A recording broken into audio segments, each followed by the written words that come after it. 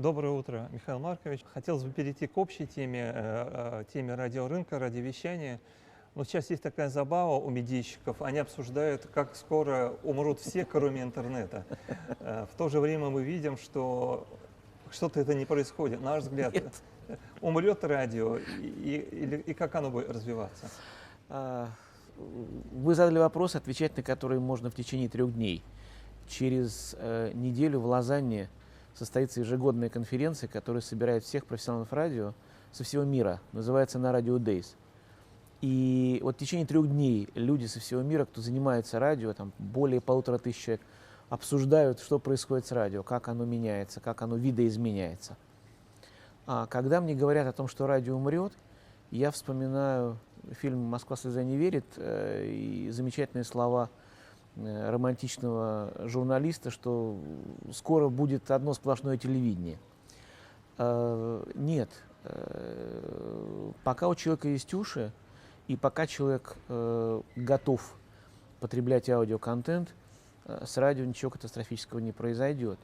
Оно видоизменится, оно, собственно, уже меняется.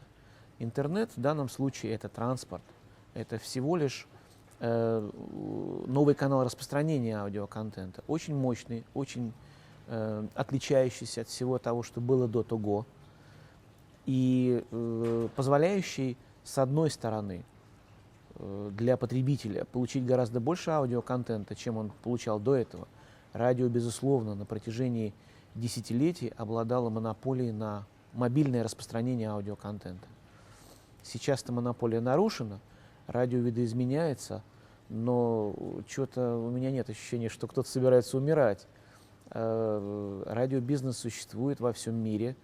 Объем рекламных продаж на крупнейших рынках мировых, таких как Соединенные Штаты Америки или Европа, он растет.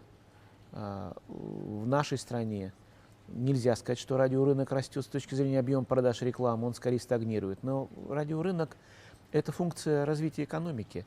Если экономика будет развиваться быстрее, чем она развивается сейчас, будет расти покупательная способность аудитории, радио в этом смысле очень мобильное медиа, и немедленно рекламодатели, наблюдая за тем, что люди готовы покупать больше, потреблять больше, они первым делом приходят на радио, поскольку радио быстрее всего реагирует на вот такие изменения рынка. Поэтому стратегически у меня сомнений нет в том, что с радио все будет хорошо. Другое дело, что плохих радиостанций станет меньше. Это правда. Как любая конкурентная среда и высококонкурентная среда, ситуация, в которой радио сейчас оказалась, приведет к тому, что хороших радиостанций будет больше, но в целом радиостанций, наверное, знаком вопроса, будет меньше. Плохих радиостанций будет меньше. Вспомнили про персонажа из «Москва слезам не верит». Он сказал, что будет сплошное телевидение. Но в то же время мы же видим, что радио движется и в направлении видеоформата. То есть это визуализация, это лайв-концерты. То есть в итоге не получим мы что-то среднее, что-то вот, что сейчас модно говорить, мультимедиа, то есть как бы новая журналистика. Смотрите, я не люблю давать какие-то прогнозы, я не футуролог, хотя есть специалисты, которых я хорошо знаю, со многими из них дружу, кто в медиа занимается вот такими прогнозами футурологии. Радио, конечно, будет видоизменяться, но во всем, что касается видео, радио не станет телевизором. Видео, возможности, которые предоставляет интернет, способны поддержать порой очень эффективно те действия, которые радио предпринимает, аудио предпринимает по завоеванию аудитории. Но заменить, превратить это в видеопотребление, плохой телевизор радио не нужен. Нужно делать хорошее радио и опираться на аудиокомпетенции. На сегодняшний день я знаю лишь несколько удачных кейсов, простите меня за англицизм, воплощения такой хорошей синергии радио и видео. Их очень немного, и они вообще не имеют отношения к стопроцентной прямоэфирной трансляции из студии, то, что происходит там. Речь вообще не об этом. В нашей с вами стране, к сожалению, удачных опытов нет. Ведь вопрос всегда один. Что является критерием успешности использования каких-то инструментов видео для работы радио? В чем критерий? Если критерий состоит в освоении бюджета и в строительстве замечательной видеостудии с большим количеством автоматически включающихся по триггеру микрофона камер, то это один критерий, если кому-то важно осваивать эти бюджеты. Если критерием является рост аудитории радиостанции, то я не знаю ни одной радиостанции в нашей стране, которая благодаря использованию вот таких технологий увеличивала бы свою аудиторию.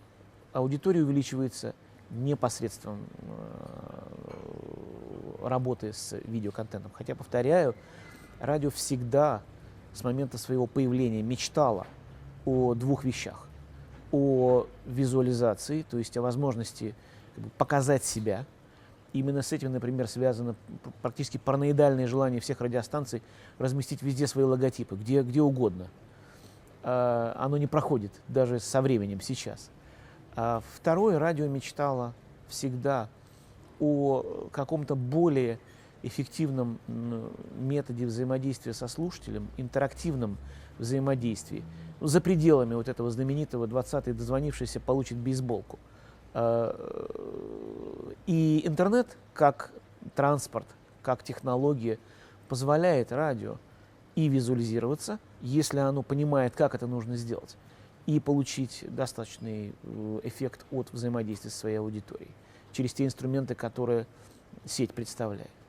Поэтому я желаю успеха всем, кто осваивает бюджеты в создании видеоконтента на основе радио, но я предупреждаю их о том, что таким образом аудитория не растет.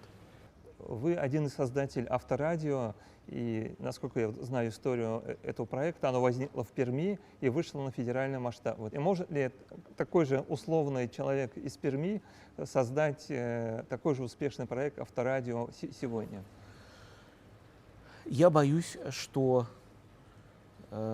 шансы на то, что возникнет какой-то удивительный, невероятно яркий проект в области традиционного радио, сейчас где-то эти шансы вообще ничтожно малы. Мы видим это даже по московскому рынку, где при наличии всех возможностей, которые существуют, при желании порой инвесторов вложить ресурсы в такие проекты, ничего не происходит.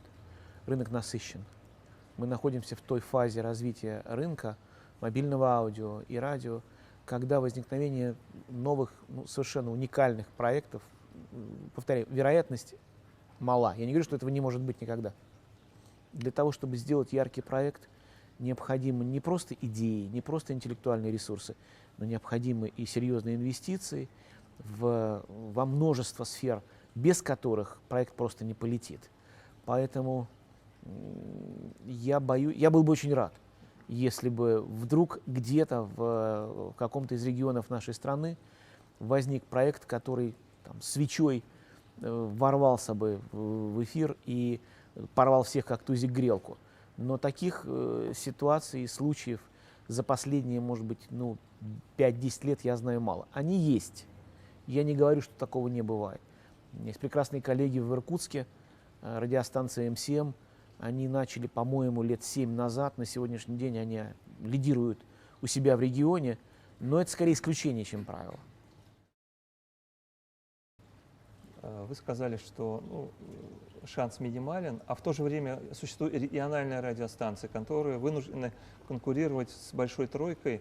На ваш взгляд, судьба этих радиостанций, есть у них возможность выжить или они тоже обречены? Поскольку я являюсь действительно членом Академии радио российской и отвечаю в Академии в том числе за организацию конференций наших, ежегодных двух, мы проводим 2 конференции, одна из них проходит в Сочи, пройдет уже 8-й раз в этом году, в июне. Называется она как раз в точности, как вы спрашиваете, «Будущее регионального радио». И каждый раз, когда мы затеваем подготовку этой конференции, сейчас мы в процессе подготовки, мы себя спрашиваем, оно вообще есть, это будущее у регионального радио? Есть смысл конференции по этому поводу собирать и размышлять на эту тему? Да, локальное радио, назовем это так, радио, обслуживающее какой-то конкретный регион, город, имеет будущее. Дело в том, что природа радио – это природа локального медиа. И чем лучше и эффективнее радиостанция локализована, не абстрактно звучит, как какой-то замечательный формат, связанный с каким-то типом музыки или определенным переживанием, но локализация умелая, она всегда будет инструментом, который будет помогать региональной, локальной станции чувствовать себя хорошо. Примеры такие есть. Радиостанции, которые в 90-х вышли на рынок и воспользовались преимуществом появления на практически пустом рынке первыми, многие из них до сих пор удерживают лидирующие позиции, и Казань не исключение. Я не буду называть радиостанции, которые вещают здесь, но кроме вашего города я знаю еще, ну, как минимум, наверное, 5-7 городов России, крупных городов, миллионников, где локальные радиостанции, вышедшие в тот момент, когда рынок был еще не освоен до конца, получили большой объем аудитории и до сих пор удерживают эти позиции. А в то же время, почему эти локальные станции, допустим, не может купить большая тройка? То есть это же готовый продукт, они покупают или убивают, создают новый продукт. Большая тройка, о которой вы говорите, я так понимаю, что это русская медиагруппа, европейская медиагруппа и Газпром Медиа Радио. Эти холдинги развиваются по модели сетевого развития своих брендов. И их интересует судьба их собственных продуктов, которые они развивают на федеральном уровне. Они локализуют их. В большинстве крупных городов, где они вещают, эти продукты локализованы настолько, насколько это возможно. И крупнейшие игроки прикладывают большие усилия к тому, чтобы эти продукты все в большей и большей степени локализовывались. Мы говорили о том, что радио – это локальное медиа. Оно близко к потребителю, к слушателю, ближе, чем любое другое медиа. Я не думаю, что им лидеры рынка локальные станции, которые программируют себя сами, интересны как объект для покупки. Существуют и другие структуры, которые заинтересованы в том, чтобы доминировать, прежде всего, на локальном рынке продаж. Мы знаем такой холдинг, называется он «Выбери радио». Их модель развития такова, что они покупают пакетами частоты в разных городах с тем, чтобы получить кластер из радиостанций наиболее значимых, влиятельных в этом регионе с точки зрения объема аудитории. Это необходимо для эффективных продаж. Но это тоже другая модель. Поэтому локальным лидерам эфира им придется биться с федералами. И, ну, в частности, моя миссия как специалиста, который помогает радиостанциям развиваться, в том числе и в том, чтобы приезжать в регионы России, а езжу я много, и подсказывать локальным вещателям, а какие у них есть инструменты для того, чтобы противостоять натиску больших федеральных брендов. В конечном счете я забочусь о потребителе с тем, чтобы он получал лучшее радио. Конкуренция – это всегда хорошо. Вы сказали о разных моделях, и вот сейчас активно обсуждается, по крайней мере, в медийной тусовке, проект «Говорит Москва». То есть как бы радио, которое было достаточно такое незаметное, пока не появился там дядя Сережа Идоренко. То есть как бы это феномен можно ли распространять на другие радиостанции, или это уникальный случай, на ваш взгляд? Это не уникальный случай. Вы описываете ситуацию, когда очень яркая личность, очень яркий хост, ведущий, в большой степени определяет лицо радиостанции, объем ее аудитории, приток аудитории, которая у радиостанции есть.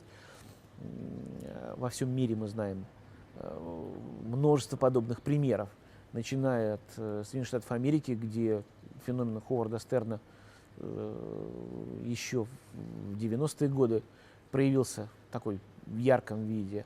В Европе есть такие хосты. Я со многими такими ведущими, к счастью, и знаком, имею честь быть с ними знакомыми, и какие-то важные вещи от них получать после общения. И на нашем рынке подобные примеры не единичны. В свое время, когда я руководил радиостанцией «Максимум», нашим решением было пригласить для работы на этой радиостанции.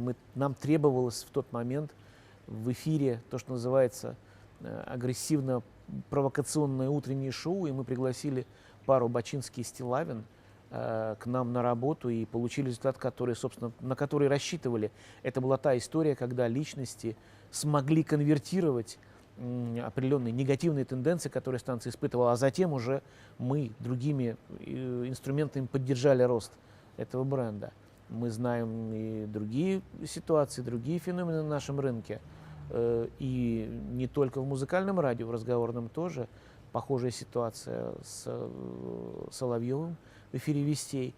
Он работал на радио «Серебряный дождь», перейдя на «Вести» приличное количество лет назад. Он, в общем, во многом перетащил аудиторию с собой и до сих пор определяет утренний сегмент, как бы объем аудитории, приток ее в утреннем сегменте к этой радиостанции.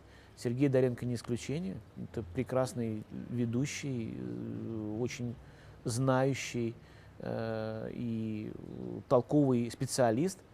Как бы к нему ни относились, к тем идеям, которые он защищает, да, но это не имеет никакого значения. Он профессионал и делает свою работу блестяще.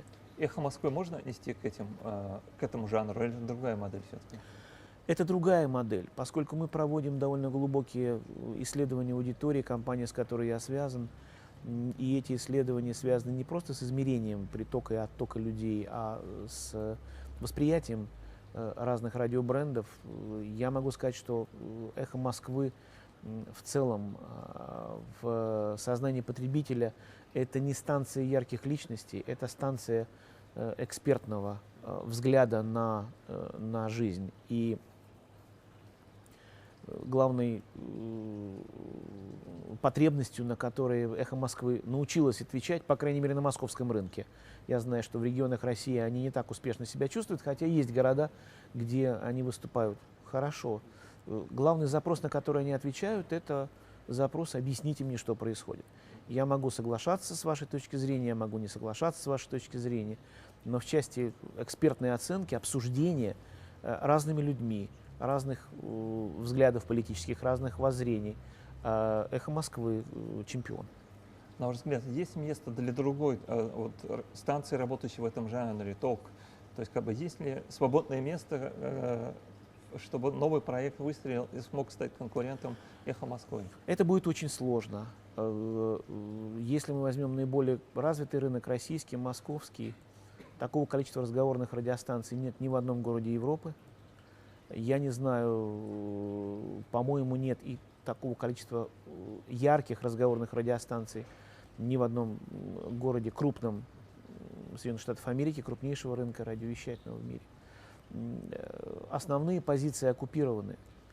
И войти хорошего разговорного радио, разнообразного, у нас много. Это есть, это и радиостанции, которые показывают довольно широкий спектр обсуждения. «Эхо Москвы» мы с вами упомянули. Радиостанции, которые имеют очень яркий утренний эфир, такой провокационный, дискуссионный, вследствие ведущих, которые там есть. «Вести ФМ» и «Говорит Москва». Это прекрасная радиостанция, которая отвечает на запросы аудитории, ориентированные на бизнес-повестку, на экономическую повестку. И в Москве таких радиостанций две. Это и «Бизнес ФМ», лидер, и «Коммерсант ФМ», который, в общем, тоже имеет достаточно значимую аудиторию. Есть и другие бренды, которые связаны с разговорным радио, радиостанции, на которые я работаю последние 10 лет и возглавляю дирекцию радиовещания этой телерадиокомпании, радиостанция «Звезда». Это тоже разговорная радиостанция, во многом разговорная радиостанция, и она отражает свою повестку, то, чем мы должны заниматься, и делаем это, судя по всему, судя по объему аудитории, которую мы генерируем успешно. Поэтому разговорного радио у нас много. Я подозреваю, что сделать что-то совершенно яркое в этом жанре сложно, в том числе еще и потому, что это дорого. когда мы говорим о том, есть ли перспектива разговорного радио интересного в регионах России, безусловно, есть. И локальное разговорное радио, радио, отвечающее локальной повестке, безусловно, имеет Вот это перспективу. ниша, да? Вопрос только в том, но это дорого стоит, это надо откуда-то ресурсы черпать. То есть готова ли эта радиостанция с рекламного рынка получать объемы, чтобы поддерживать, что называется, все штаны и развивать. Это дорогое удовольствие, гораздо более затратное, чем любой музыкальный проект. Также сложилась такая точка зрения, что государственные СМИ — это не всегда эффективно. Вы согласны? Вы работаете внутри этой структуры. Нет. И может ли СМИ государственно быть эффективным? Я с этим не согласен совершенно. Когда меня пригласили работать на радиостанцию «Звезда», это был 2008 год, больше 10 лет назад, радиостанция показывала блестящий результат, в кавычках. 3 года, ну, стабильность признак класса. Она показывала последнее место среди 54 место среди 54 радиостанций Москвы. Сегодня эта радиостанция по общему объему аудитории входит в двадцатку московских радиостанций, по доле в топ-15, а по своей целевой аудитории, наша целевая аудитория — это мужчины старше 40 лет, мы стабильно находимся в топ-10. Поэтому... Спасибо российской армии. Спасибо тем людям, кто вместе со мной делает эту радиостанцию и делает ее для аудитории, расшифровывая те потребности, которые есть у аудитории. И в том, что когда мы начали заниматься «Звездой», мы глубоко забрались в эту историю. Вы знаете, у меня есть такая поговорка любимая, она не мне принадлежит, но я ее очень люблю. Каждая сложная проблема имеет, по крайней мере, одно очевидное, но совершенно неправильное решение. Вот есть задача делать радиостанцию с патриотической повесткой, да? Радиостанция, которая помогала бы слушателям, ну, нежнее относиться к стране, где они живут, да? И что нужно делать с точки зрения такой очевидной повестки? Ну, давайте будем как можно громче об этом кричать, будем играть марши и так далее. Но на самом деле все не так. Потому что если мы хотим, чтобы аудитория наша прониклась ощущением того, в какой замечательной стране мы живем, ну, нужно об этой стране просто рассказать ее истории, об истории самой разной, где-то горькой, где-то смешной, где-то героической, где-то великой, а где-то очень печальной. И мы же не можем полюбить человека, если мы его не знаем. И «Звезда» в свое время, когда разобралась вот с тем, каким образом строить свой контент, мы стали делать эту работу. И аудитория стала расти. Для нас это не было удивительным. И на сегодня это довольно объемная аудитория, как я уже сказал, это приличные цифры. Поэтому вопрос весь не в том, государственное СМИ или оно частное. Вопрос в том, кто его делает, как он понимает свои задачи, как он их решает. Личный вопрос. Вы возглавляли и создавали успешно рыночные проекты, и вы пришли в госкомпанию. Чисто психологически это было сложно для вас? Когда мне позвонили со «Звезды» в 2008 году, я до сих пор помню, я решил, что это розыгрыш из Министерства обороны. Потому что действительно я до этого работал в компаниях, которые связаны с, ну, в частных компаниях, которые ориентированы на коммерческое, скажем, развитие радио. Но это оказались очень серьезные, очень толковые люди. И база техническая была превосходная на тот момент, когда я пришел на радиостанцию. И несмотря на то, что мне казалось, что окей, меня просят заняться проектом и привести его в порядок, оживить, я думаю, ну хорошо, это 3 года, может быть. Но, как видите, вот я уже 11-й год связан со «Звездой», и у меня нет никаких причин расстраиваться и считать, что я делаю что-то не то. Поскольку вы работаете в госсми, есть как бы успешные медиа-менеджеры и в госсекторе. Вот на ваш взгляд, кто вот он идеальный менеджер? Это там Канделай, это Миронюк, Киселев, Симонян? Вы знаете, все персонажи, которые вами названы, я не имею чести с ними быть знакомыми, и я не могу судить о том, могут ли они быть примером или для подражания или нет. Есть безусловные яркие люди, у которых я сам многому учусь. Это мои коллеги по Академии радио, прежде всего. Это руководители крупнейших холдингов, такие специалисты, как Александр Полисецкий, работающий в Европейской медиагруппе, или Юрий Костин, возглавляющий «Газпром Медиа Радио», или Юля Голубева, которая возглавляет «Крутое медиа».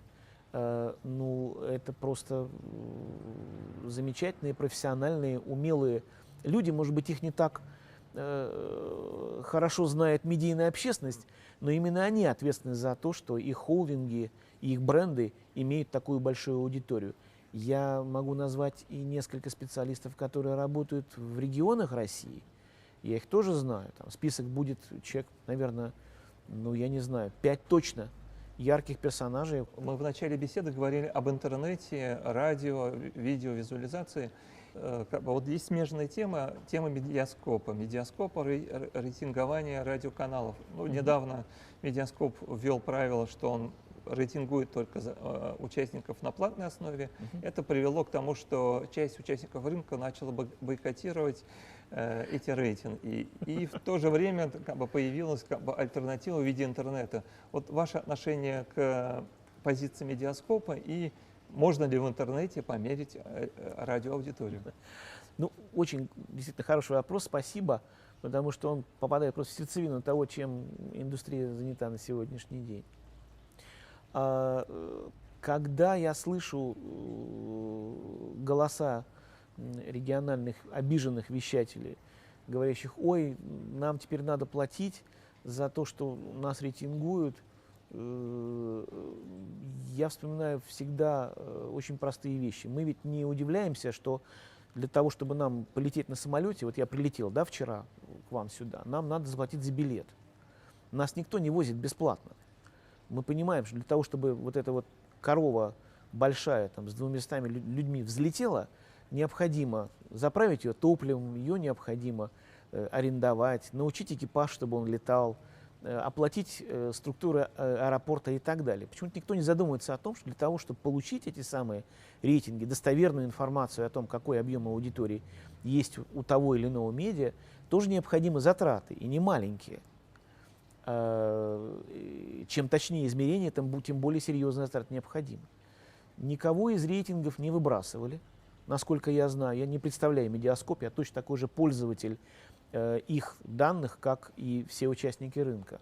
Но Медиаскоп справедливо решил, что есть достаточное количество игроков, которые оплачивают исследования, то есть платят за то, чтобы вся эта структура существовала, да, самолет летел. А есть приличное количество игроков, которые этими результатами пользуются, что называется, на халяву, воруют их. Ну, покупают по подписке. Нет, не покупают по подписке, воруют. Они не платят за то, что меряется рынок, а затем подворовывают у своих коллег или еще где-то и используют для чего? Для своих продаж, для мотивации своих рекламодателей, для рассказов о том, какие у них замечательные рейтинги, какая аудитория. Медиаскоп справедливо решил, что это как бы не совсем разумно. Я бы даже сказал, что Медиаскоп, индустрия решила, что это не совсем разумно. Крупные игроки пожали плечами, сказали, почему мы, львиная доля затрат несется нами, а пользуются этим те, кто за это не платит. Это тоже несправедливо. Они как бы монополизировали рынок, а есть слабые рынки. Мы находимся на рынке. Выигрывает сильный. Вот еще раз. Либо это рынок, либо это что-то другое. И разговоры о том, что нас больше не меряют, это неправда. Меряют всех. Никого, никакие радиостанции из анкет, из запросов не исчезли. Другое дело, что если вы не участвуете в подписке на эти рейтинги, не оплачиваете фактически свою долю затрат на эту историю, вы попадаете в раздел под названием «Другие радиостанции». Но вы этого не видите, а рынок и специалисты, те холдинги, кто платит за эти, они видят всю картину. Я считаю, что это практика печальная для тех, кто, в общем, не готов оплачивать эти вещи, но справедливо, потому что бесплатного сыра нету. Бесплатный сыр только в мышеловке. Если вы хотите быть игроками рынка, извольте зарабатывать, извольте оплачивать затраты, которые необходимы для того, чтобы у вас были инструменты, и вы могли показывать себя. Что касается измерений радио в интернете, это серьезная история. И слушание аудио в сети действительно объемное. Померить его сложно. Я знаю, что в масштабах мировой индустрии это является проблемой.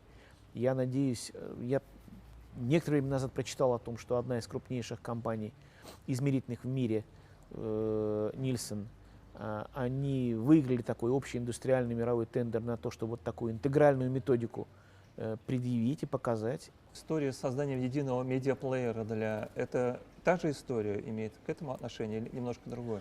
Она прямого отношения к этому не имеет, но пересекается с этим, поскольку это история потребления радио в онлайне. История возникновения идеи радиоплеера такова. В 2010 году британцы обнаружили, что, несмотря на то, что довольно много возможностей для прослушивания радио в интернете существует, слушание эфирного радио в интернете, традиционного радио в интернете перестало расти. И когда они этим озаботились, стали выяснять, в чем дело-то. Оказалось, что слушателю неудобно слушать радио в онлайне, потому что, чтобы послушать радиостанцию, ее нужно сначала поискать, потом каким-то образом искать, как ручки управления устроены.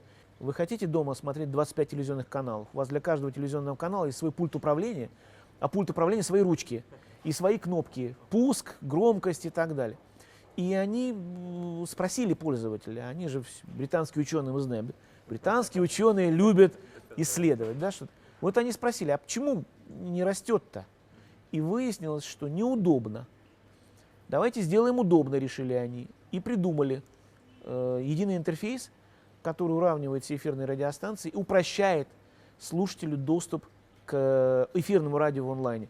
На сегодняшний день проект радиоплеер UK не просто успешен в Британии, но на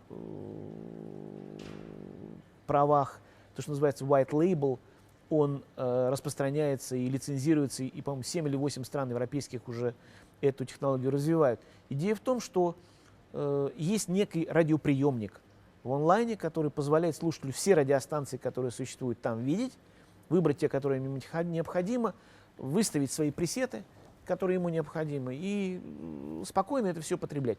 Неважно где, на десктопе, на смартфоне, в машине, через вот эти ворота, которые называются радиоплеер, просто упрощая ситуацию. Мы опоздали с этой историей у нас в стране. Мы затевали эту историю в 2011-2012 годах, но тогда, к большому сожалению, крупные радиохолдинги этой истории препятствовали. Они боялись, они считали, что они сами с усами, они все сделают. Сегодня они уж так не считают, и российская индустрия пытается этот проект реализовать. Посмотрим, как это получится. Мы, по крайней мере, как радиостанция «Звезда», в этом проекте намерены участвовать. Мы живем в национальной республике, и есть такой феномен, когда в эфирном пространстве существует сразу два языка. И как вы относитесь к проявлению дробления контента, или, так сказать, дробления целевой аудитории на два лагеря, когда сначала включается один язык, потом другой? А есть успешные национальные радиопроекты? Есть, безусловно. И я могу вам сказать, что такие есть проекты, которые даже на двуязычной основе довольно хорошо себя чувствуют. Может быть, не совсем корректный пример, но мы более 10 лет консультируем крупнейший коммерческий холдинг на Украине. Музыкальный холдинг, называется он Tower Media, и их радиостанции, некоторые из это музыкальные бренды, некоторые из них двуязычные. Но в Киеве нет проблем перехода с украинского на русский довольно часто, и это в медиа видно, задается вопрос человеку на русском языке, а он отвечает по-украински, или наоборот, журналист украинский, то есть это никого не напрягает. Мне сложно судить, возможно ли ситуация здесь такая. Мне кажется, что как бы диаспоры вот такие языковые, они не разделены, они не герметичные. Но как это все корректно сочетать и делать, ну, это вопрос исполнения, это вопрос работы. Стопроцентных ответов у меня на это нет. Но подсказать что-то, наверное, я постараюсь. Я не вижу особенной проблемы. Я думаю, что эти вещи, скажем так, сочетаемы. Спасибо огромное, Михаил Маркович. Пожалуйста.